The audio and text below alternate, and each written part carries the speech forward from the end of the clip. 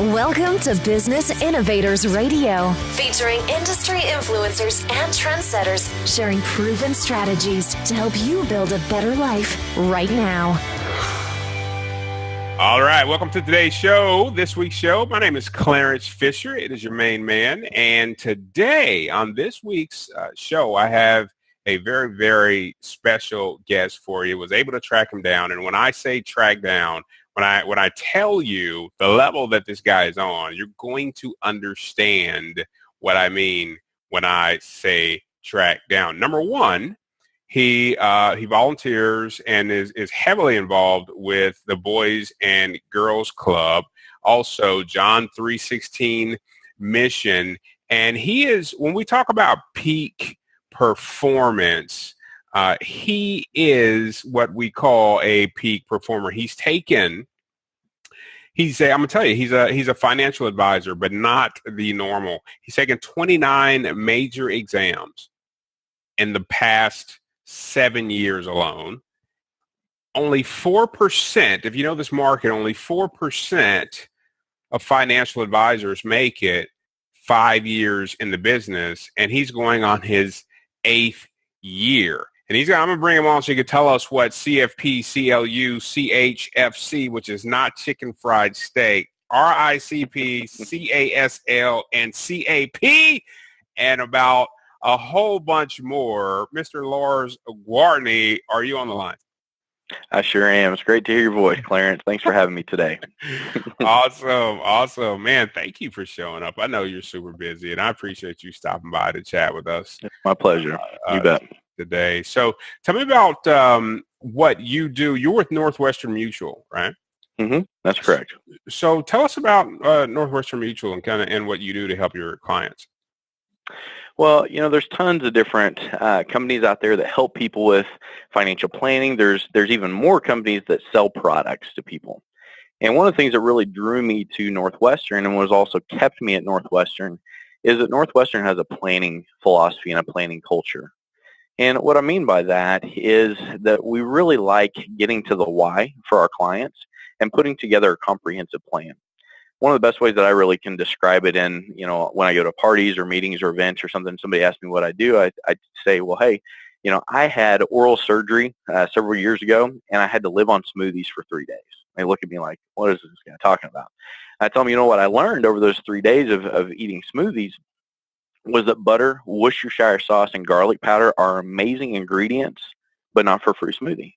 They're good for my steaks, they're good for my Chex Mix, but they're not good for a fruit smoothie. And the reason that I say that is most of the people that I come into contact with, very, very successful people, have lots of stuff, lots of ingredients that they've incorporated, that they purchased over the years, whether it's 401ks, life insurance, IRAs, brokerage accounts, individual holdings, all different kinds of stuff, real estate, oil, all that. They've got all that stuff, but they don't have peace of mind because nobody's ever talked with them about what is the recipe/plan that they're trying to create. And if you don't know what the plan is, if you don't know what the recipe is, you may have ingredients that are great ingredients, but not great for what you're trying to do. And so one of the things that really drew me to Northwestern was the ability to help people stop, take a breath, see what was the plan that they're trying to accomplish, and then we do an evaluation of the underlying stuff that they have to see whether it's the right stuff and help them understand it a little bit better. And that's where the peace of mind comes from.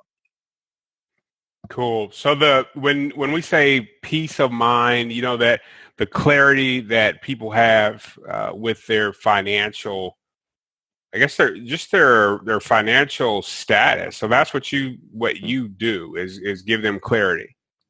Absolutely. It's helping them understand what do they have and why do they have what they have, and how do they take that stuff and turn it into peace of mind. I remember when I was a kid, I was scared of the dark. And we lived out on a ranch, and there were coyotes and dogs and bulls and all kinds of stuff. And if I heard something when I'm outside, I heard something coming at me in the dark, I never once thought it was somebody walking up to give me an ice cream cone. And it was dark, so I immediately went negative. So I would sprint to the front porch and turn on the floodlight. And then once I saw what the situation is, I knew what I needed to do in order to be safe and to be good. And I think it works the same way with people. A lot of times people are running a million miles an hour. They got a million things going on in their lives. They're super, super busy. They've got this stuff, but they don't really know what they have. And so when we sit down to do financial planning, it's like turning on the switch, turning on the light of what their situation is. And good, bad, or ugly, we're able to help them take steps to be able to move forward. And that's where the peace of mind comes from. Awesome. So are you working with mainly, who are you working with? Young professionals, baby boomers? Like who do you mainly it just help? depends.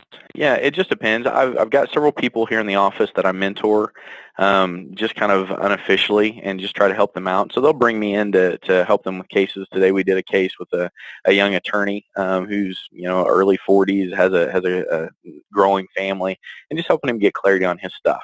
My sweet spot, what I found that there's a lot of people that have needs, is that lots of folks have built assets, have started building up stuff, but nobody's talked with them about how do you take all this stuff that you saved and accumulated and turn it into an income stream. People that are, they hit 60, 65, 67, whatever it may be, and decide to retire, that's the first time in their life they've ever not had a paycheck. And they may have assets, but if they don't have a plan on how are they going to get a paycheck out of their stuff, they've got stress. And so one of my sweet spots where I've really been moving, spent a lot more time over the last year and a half, is with people that are close to or in retirement, with helping them have a distribution strategy that really gives them a lots of peace of mind. Man, that is so true and so needed. I think when my personal mind switched from, I remember I was talking with my niece, and she is 20, she was 24, 23 at the time. And I told her, it took me a while. Nobody told me this when I was your age. This is me talking to her. I'm saying that everyone seems to work towards this retirement, but nobody tells you that the name of the game really is to, at some point, have income and investments to replace your income. So that you can wake up and you don't have to worry about it. I mean, that's like, the thing that at least I feel. I'm not an advisor like you, but I just through experience realizing, at some point I want to wake up and not have to worry about paying these bills, Absolutely. Yeah, well, there's two things that we touch on with that. Is I was talking with a client the other day who said she was reading a book, and in this book about millionaires, they said that the average millionaire has 7 different streams of income. And so they've got different things coming in from different places to replace the income that they're going to give up allegedly in retirement. The other thing is this whole idea of retirement. What I talk with my clients about is if you love what you do, you may never want to quit, but you may want to be in a position to choose how much you want to work and how much you get paid. And so just giving people those options to be able to decide how much they want to work and to be able to do things because they love it, not because they have to have a paycheck, which is exactly what you're saying. Exactly. So those are some of the advantages, I think, of of having that clarity of where you want to be, and the peace of mind that you don't have to worry about eating. What have you found are some of the biggest myths that are out there when it comes to tackling the entire issue? It has to seem huge if you're just looking at it and say, hey, whatever this number is that I think I need to get, like what are some of the myths that you found that people tell themselves? I think it's 2 words. It's I can't. I think people all the time limit themselves on what they can and cannot do. And you see people that want to lose weight. It's uncomfortable to lose weight. And so they'll tell themselves that they can't do it. And so they need somebody to walk alongside them and help them do that. It works the same way with their money. I think so much of winning in life has to do with knowledge, and it has to do with discipline. And, whether it's losing weight or training for a marathon or doing something with your finances, if you have somebody that can walk alongside you and help you see what is possible, and then help you give you the roadmap of what you need to do in order to get there, you're still the one that has to do it. You're still the one that has to be disciplined. But man, it makes it so much easier if you have somebody to walk alongside. And so I think that's one of the biggest things that people get in their head of, I can never get out of debt. I can never save this amount of money for this, for whatever it may be. I can never live on a budget.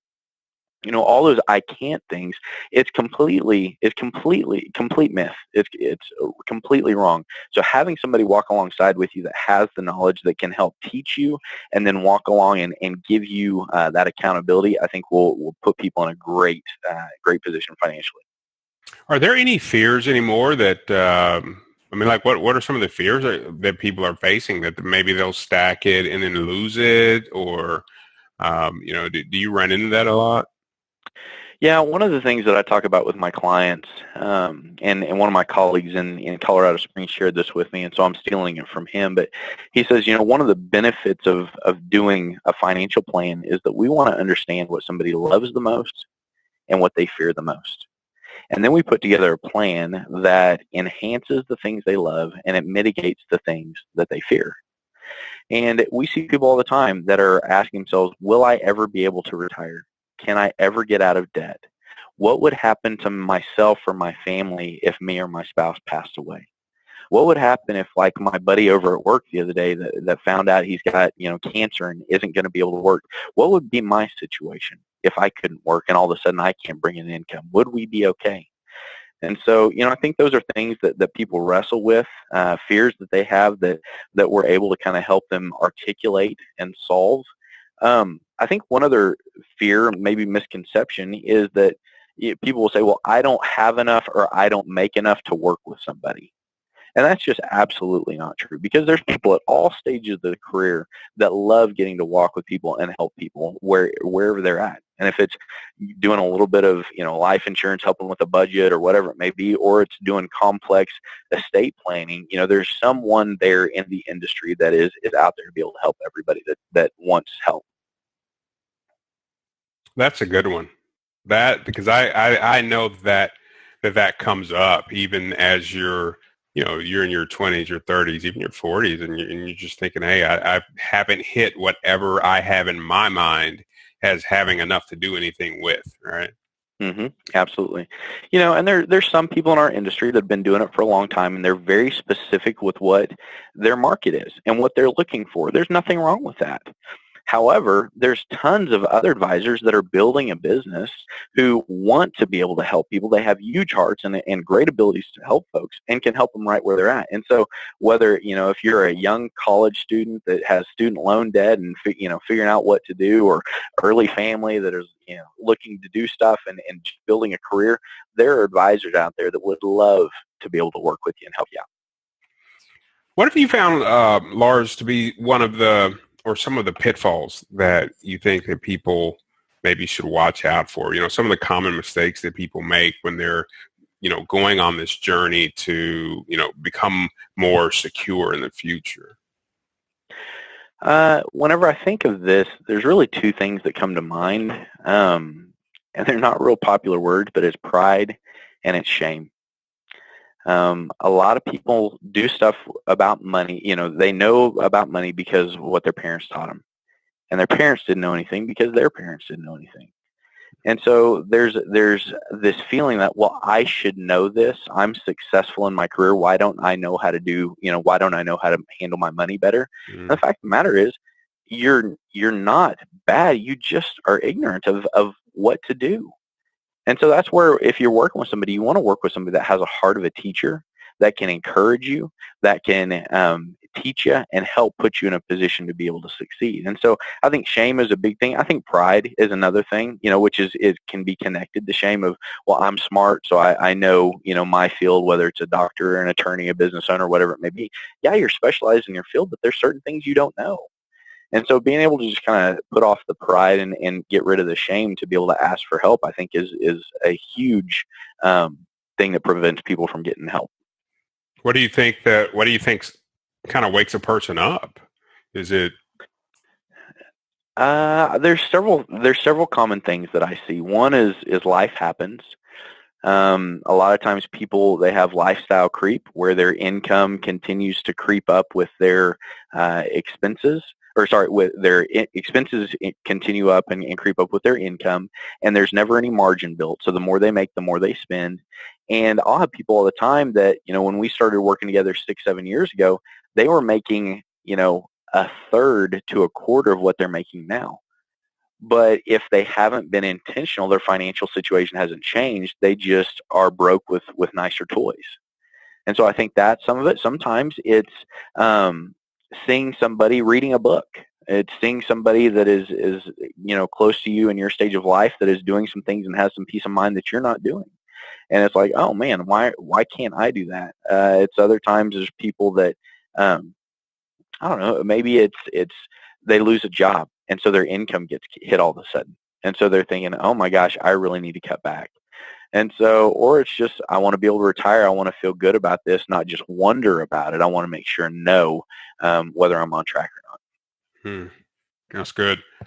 Well, I know you have quite a few success stories. I mean, we've, just even hanging out, I've heard, quite a few. What's one that you can share with us that's, an example of how you've been able to help clients overcome all these obstacles that we've been talking about so that they can get clarity, the peace of mind, the confidence in the finances that they have? Well, I think one of the pitfalls that people like me fall into, anybody that's in a professional setting, is we really want to show our worth. We really want to prove our value. And one of the things that I've just really grown in recently is the need for a very simple, easy to implement plan. And so I think my greatest success stories with clients where they feel the most peace of mind, where we built the best relationship, where they just feel really, really good, is when we've done a simple plan that is easy to understand and easy to implement. So I was introduced, I do a lot of work with estate attorneys because many of my clients will go in and get their estate plans done.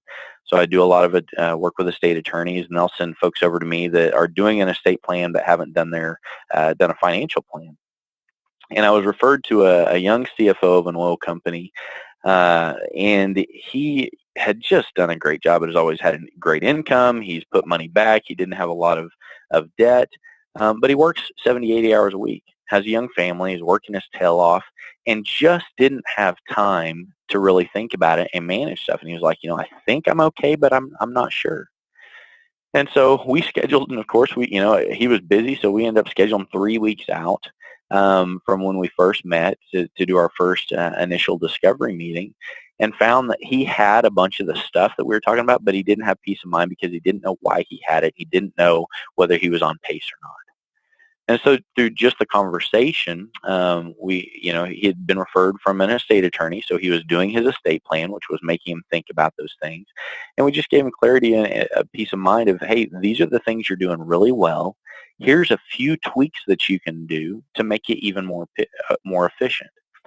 And I started with him where I start with all of my clients. I just let them know, my most successful clients that I've talked to over the last 10 years of helping people with their money have really done 5 to 6 things just from a foundational standpoint. And I started with him with this. I start whether you're 22 and fresh out of school or you're 62 and about to retire. These 6 things that my most successful clients have done, it puts them in a position to win with money. First is discussing what is their budget. What are their expenses? What is their have-to number each month? And then what's their choose-to number each month? Once we know what the budget is, then the second piece is an emergency fund.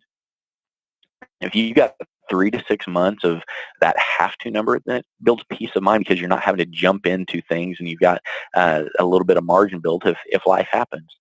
The third thing is talking with people and helping them have clarity on how to pay off their debt. The less debt you have, the less your have-to number is every single month. The fourth thing that we look at is, what is your, who would be having an issue, who would be affected negatively financially if you were to pass away? And so peace of mind comes not from having a life insurance policy, but knowing what somebody's financial situation would be if you passed away. And so we talked through that, worked with their estate attorneys on that. The fifth thing is, everything that we do from a financial planning standpoint, whether it's paying off debt, whether it's saving for retirement, saving for college, saving for vacation, giving money away, is all predicated on a budget, which is predicated on having an income. And so we help people get clarity and peace of mind over what would your situation be if all of a sudden you couldn't work? Would you have an income coming in still? So we talk about disability insurance. And then the last thing, and this is usually with people that are over 40, we stress test their retirement plan with a long-term care event. We found that 70% of people that are 65 are going to have some kind of long-term care event, whether a nursing home or something like that. And so when we're running their retirement plan, we'll stress test it with a long-term care event at age 80. And we'll see how long would your resources last if you had to go into a nursing home or if you needed care in your home. And so we just walked through that with this young CFO, and he just started the implementation process. And we moved over some assets. We put some money. I got the right amount and right kind of life insurance. We protected his income with disability insurance. This guy makes over $300,000 a year, and his group disability policy through work would have paid him $5,000 a month if he became disabled. And so it was just next to nothing. So it just gave him peace of mind to know now he knows what the situation is. And he's got a plan found that he's on track. And so now, it's just continuing the implementation, the follow-up. We'll have meetings at least once or twice a year to be able to talk through what's going on. And then as life changes, as his company sells or whatever it may be, it's what are the next steps of the implementation plan. And so he's just been a great client. I work with people like that all the time that are doing a great job. They don't need me to come in and fix anything, but we help them get clarity on what they want, and then we help them make a few tweaks here and there that just make them even more efficient. Wow, man. So what inspires you to do this? Is this what you set out to do? Well, it's funny. I grew up in a very loving home, but with parents that neither one of them had a college education. And my dad was super, super kind, was a good guy who loved people, taught me how to love people and treat people well. And he was a sales guy, and so he was always good at making money, but he was horrible with his money. And he would say that, he would say that he was bad with his money. And so I just grew up with the stress of feeling a financial pinch, and I hated that. Didn't want that at all. And went to college, was trying to decide what I wanted my major to be, but I really had a heart to help people. And I thought that, I had uncles that were pastors and had people that I knew and respected and loved. I grew up in the church that were, people that were in ministry. So I was like, well, crud, I'll do that. That's the best way I can help people is be a pastor. So I got a degree in pastoral ministry. And my first 5.5 years out of college, I was a pastor and loved getting to help people. But it just didn't fit who I was because I love to be able to measure stuff. I love to be able to see what was winning, what was not winning. I love to be able to know, if I do this, then I've been successful. And for me, unfortunately, maybe I wasn't very good at it. I don't know. Ministry was very, very ambiguous, and I never knew what success was, and so I was frustrated a lot. So whenever I was early on as a pastor, my first church, I was making $1,400 a month. No taxes taken out, no benefits, no insurance, nothing. $1,400 a month and a place to live. But I had a financial advisor who cared about me and called on me and wanted to talk with me, and he walked me through a Financial Peace University class by a guy named Dave Ramsey. And my wife and I just got really, really passionate about getting out of any debt we had and being good stewards of our money. And within 2 years, we had completely paid off every cent of debt and didn't owe anyone anything at age 25. And so that was just a lot of peace of mind. And I just found that I really enjoyed learning about money, stewarding money, helping people steward money. And so read some great books. Some of my favorite books were The Millionaire Next Door by Thomas Stanley, Rich Dad, Poor Dad, Robert Kiyosaki. And those really helped me see that, there's a difference between looking rich and being rich. There's a difference between having an expensive lifestyle and really stewarding the resources that you have. And so I went from ministry, got into banking and help people in the banking environment, but just really wanted to have my own practice. And so 7.5 years ago, the door opened up for me to start with Northwestern. But the crazy thing is, whenever I started, I had a 2-week-old, a 17-month-old, and a 37-month-old. And my wife was a stay-at-home mom. but we were positioned to do it because we had a year's worth of income saved and we didn't have any debt other than our house. And so it opened up the door for me to build a practice and do it the way that I wanted, with helping people and doing planning rather than feeling pressure to sell something because I needed to feed my family. And just really haven't looked back. It hasn't always been easy, but my goodness, I love what I do. And I'm getting to do more to help people now than I ever did when I was a pastor. I just officiated my 8th wedding and my 28th funeral just in this last year. And so it's just it's a privilege to get to do what I do and help people. Wow. More funerals than weddings, huh? Yeah, unfortunately. That's a whole nother show, man.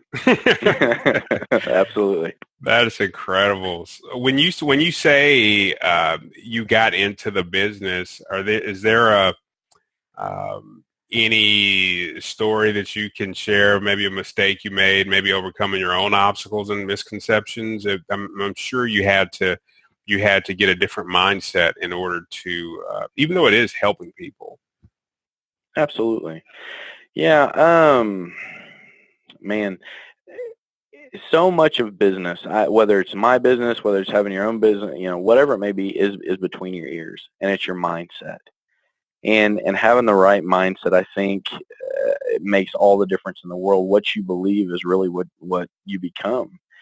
And, so I've had great mentors and coaches that have helped me, that have been there to pick me up. This job is not for the faint of heart. I mean, like you said in the introduction, 4% of people that do what I do make it 5 years in this business. It's hard. And sometimes you get your heart ripped out. You help people and do everything that you can, and it just, doesn't work. And sometimes it has something to do with you, and usually it doesn't have anything to do with you. It can be what's going on in somebody's world. I mean, you can help somebody and put a plan in place that really makes sense, that meets all their needs, and then they don't call you back, and then come to find out, they were going through a divorce and just didn't want to talk. Well, that has nothing to do with you. It's just where they were at. And, I think it's so important in business to learn that your business is always bigger than one client, that no one client is your provider. No one client is the one that takes, will do everything for you, and that you can't be dependent on any one client. I think the thing that has helped me out in the darkest times is just having a real clear why, and having a real clear vision of what I wanted and why I'm doing what I'm doing. That's just been so big for me. And then I think, another thing is just to remember, it's not supposed to be easy. If it was easy, everybody would do it. I mean, that's an old saying we've heard all the time, but so often we want life to be easy. And the good things, the things worth having, the things worth doing, the things that have staying power aren't easy. It takes time. So, yeah, I mean, I think a lot of times it's just getting, it's for myself, just getting out of my own way and not being negative and believing good things and holding on to the vision that I have. Man, no matter how many times I tell myself that about it being not wanting it to be easy, I still want it to be easy. Oh, yeah. Absolutely. Absolutely. It's not going to happen, but it doesn't. Those workouts that you have to get through. Mm-hmm. I want it to be easy, but it is what it is. So whether go ahead. Sorry. No, go ahead. Whether it's working out, whether it's a financial plan, whether it's having your own business, there's some things that I think you have to buy into, that this is why I'm doing what I'm doing, and it's going to be worth it. And so often we get caught up, if we don't have that why in place, we can't make fact-based decisions, we make emotional decisions. And emotions are amazing, but if we let our emotions rule us, then we're going to be up and down all the time. And so, having that clear vision of, I want to get out of debt, or I want to lose weight, or I want, I'm in this business because it allows me to be the dad that I've dreamed of being. That's the fact that holds you whenever your emotions say you need to quit, or this is too hard, or you shouldn't do it. Yeah. Is there one question that you think people should ask themselves when they're considering finally getting control of their finances? Is there a question that is above all that maybe we should be considering? Well, I think it's just, what do you really want and why? If you can attach something to a why, it can be done. And so I think just looking at, what do you really, really want? If it's debt that's holding you back, or if it's the ability to retire someday, or the ability to be in a position to start your own business, or what, find out what your why is. And then ask somebody, to help you get there. Okay. And that somebody, what should we be, what should we be considering when we're evaluating that somebody, like a financial advisor? Yeah, I think there's some good questions that people need to ask, and just be evaluating. Is one, is this a good fit for you? Is there, how does your wife feel? How does your husband feel about this person? Because you've got to feel comfortable with the person that you're working with. The next thing is you need to get real clarity and understand how an advisor is getting paid. There's nothing wrong with somebody making money for what they do. We pay doctors, we pay attorneys, we pay our financial advisor, we pay accountants, we pay people. But let's make sure that we know how they make money, and so that's up front. So I think asking that question. I think you want to ask somebody if you're looking for what their specialty is. Is there a specific thing that you're trying to accomplish, and does that person fit their specialty, what you're looking for? And then the last thing is, how long is this person going to be in the business? I'll have people regularly that are like, well, I'm going to use my parents' guy or gal. Okay, fantastic. Well, your parents are 65 and your parents' guy is 66. How long is he going to be in the business? And do you want to have to switch, advisors partway through it, or do you want to work with somebody that has some staying power, that's going to be in the business for a while, or that has a succession plan? So I think those are a few of the questions that you can ask when kind of evaluating what financial professional to use. Wow, I never thought of that. I never thought about that. Your parents' guy may be going before you do, right? Absolutely. Well, 70% of people switch advisors at retirement. And a lot of times it's because either their person's the same age they are, or even more often, it's their person has done a good job of building up the assets, but has not ever had a clear plan on how to distribute the assets and give you an income. And so a lot of times people switch. So just making sure that you're talking with somebody, and there's something to be said for somebody that has some background, has some initials, has some knowledge. CFP is a certified financial planner. That's a very well-known accepted designation. It's very equivalent to the CPA exam. There's 7 different tests that come with it, and then there's a comprehensive test that you have to be tested on. And so it's a very well-respected, well-rounded financial professional designation. And so a lot of times people that have CFPs have gone through the fire of what it takes to get them. All right. So how do we get in touch with you? Well, I know how to get in touch with you. How can my listeners get in touch with you? Absolutely. Yeah. If you have some questions, if our team can help out, feel free to call me at my office. My direct line is 918-497-1110. And either myself or my assistant Christina will be there to answer and help you out. Or you can email me at Lars, Lars.Gwartney, GWARTNEY @NMNancyMary.com. So Lars.Gwartney @NM.com. Awesome. Lars, thank you for taking time and speaking with my crew today. My pleasure. My pleasure. It's been a lot of fun. Thanks, Clarence. Absolutely. Well, that is going to do it for this week. And until next week, remember, stop playing around. You got to do more than stay around. We want to own the block. I will see you next week. Thanks for listening to Business Innovators Radio. To hear all episodes featuring leading industry influencers and trendsetters, visit us online at businessinnovatorsradio.com today.